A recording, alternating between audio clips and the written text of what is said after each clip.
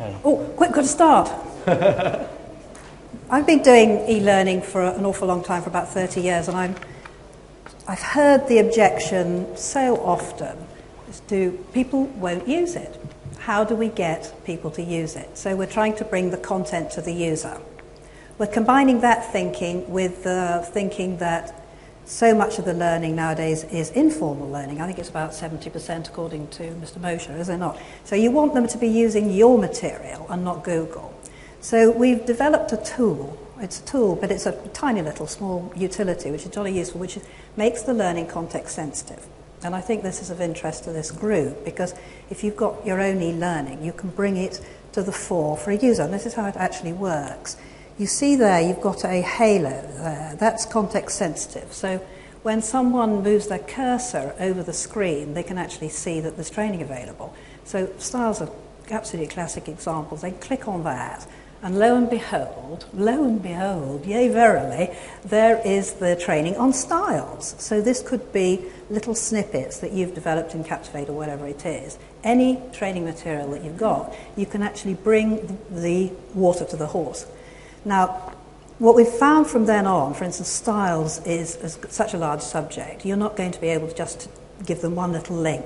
So we've got a page here to organise it. So if this is a job aid page, you can put your quick references in. So here again, you can see that you can make the halo available anywhere in an application. It's just a simple, tiny little tool. So you could put it in a 3D engineering application, a document management application. And here you can just link to whatever training you've made available to the user at that particular spot. So coming on to Kathy's idea of having a job aid, here you've got a quick reference guide. You can also email that particular link to a user who's got a particular problem. So I happen to know Ian really needs to know how to open an iManage document from Word. He's always asking me how to do that. So you're working on a help desk, you could email that link. Going back also to Kathy's point in her presentation, I thought was so useful. You make the training relevant to the particular group of users. So you're speaking to them in their daily work. You're helping them learn what they need to know.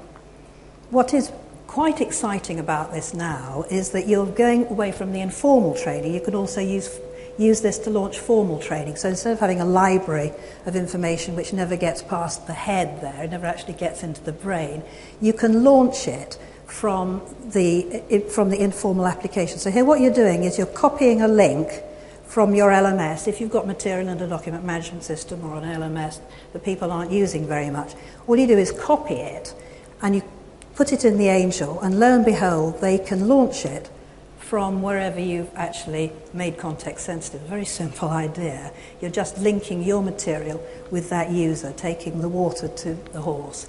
And here you can see, these are very boring screens, but you'll see this is exciting in that you are launching from the application, you're launching the link from your LMS, whether it's E2Train, University Site, or Red Tray LMS. So this classic and simple slide, beautiful in its simplicity, shows you that e-learning has been completed or exited.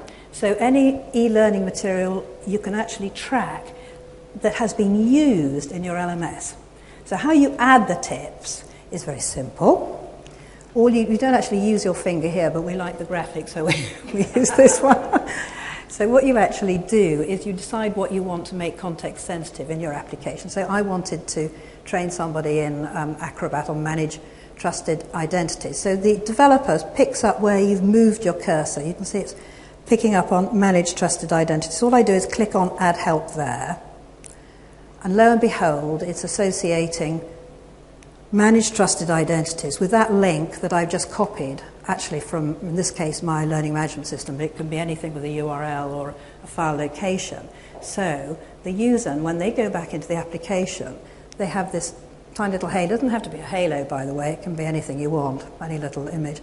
And they can launch the training that you've made available to them from the application. Just a simple tool, not rocket science in any way, shape or form, but we thought it can give your material a new lease of life. So if you've got material in a document management system languishing, not being used, you can actually bring it to the fore like this.